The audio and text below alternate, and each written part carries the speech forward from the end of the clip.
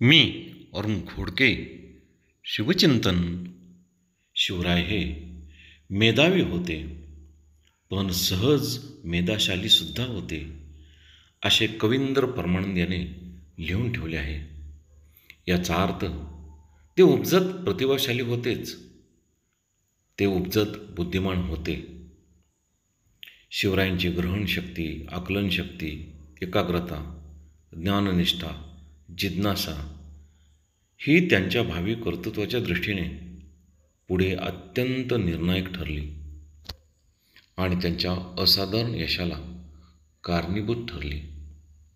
शिवरायांनी अनेक विद्या प्राप्त केल्याची नोंद कवींद्र परमानंद यांनी करून ठेवली आहे. ते विविध विद्यामध्ये स्वतः प्रवीण होते.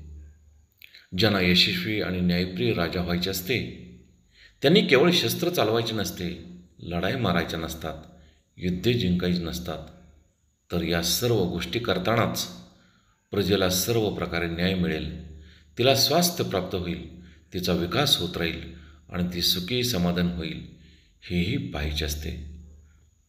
त्यालाच युगप्रवर्तक राजा असे म्हणतात.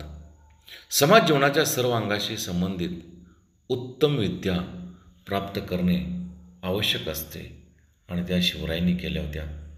संतुलित निर्णय क्षमतेमुळे अत्युच्च कोटीची विविध कौशल्य प्राप्त केली होती.